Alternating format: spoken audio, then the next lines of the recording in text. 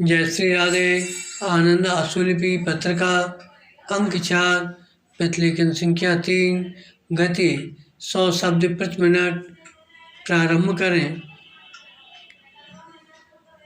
महोदय, स्वतंत्रता के पश्चात देश ने चहुमुखी विकास की ओर कदम बढ़ाए तथा विभिन्न क्षेत्रों से जुड़ी हुई जटिल समस्याओं के निदान का प्रयास भी किया।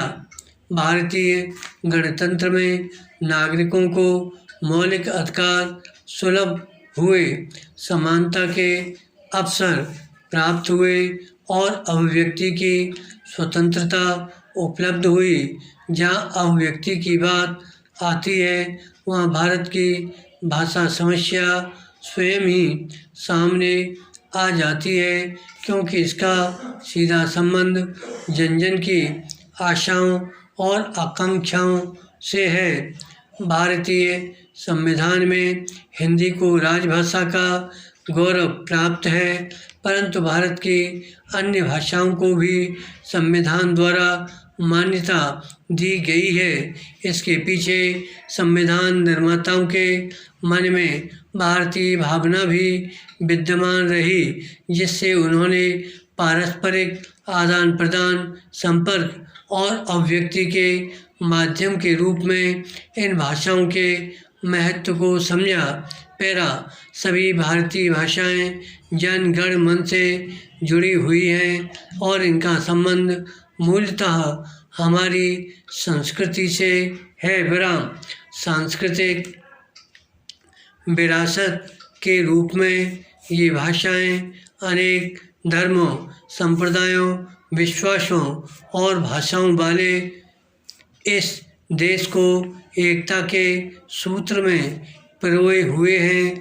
अतः जहाँ हिंदी को जन जन की अभिव्यक्ति के लिए संपर्क भाषा के रूप में समुचित गौरव प्रदान किया जाना है, वहीं सभी भारतीय भाषाओं का सम्मान करते हुए उनके विकास और पोषण की दिशा में भी आगे बढ़ना है।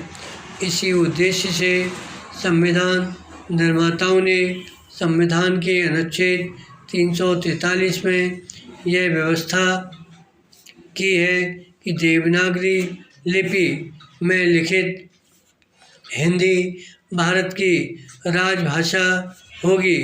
इसके अतिरिक्त यह निर्देश भी है कि जहाँ शब्दावली की कठिनाई सामने आएगी वहाँ मूल रूप से संस्कृत से तथा उसके बाद भारत की अन्य भाषाओं से शब्द लिए जाएं।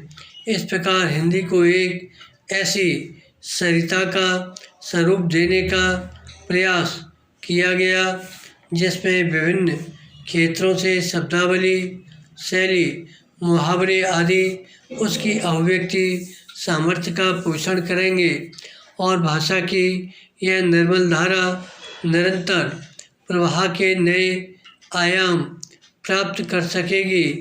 भारतीय गणतंत्र में विद्यमान भाषा समस्या के समाधान के लिए नई सोच की आवश्यकता है।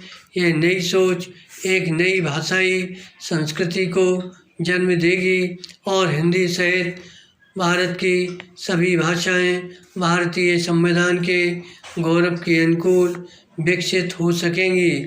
हमारे विचारक तथा देशभक्त स्वतंत्रता से पहले भी भारत की भावनात्मक एकता के पोषण के लिए तथा संपर्क भाषा की आवश्यकता पर बल देते रहे हैं। धन्यवाद।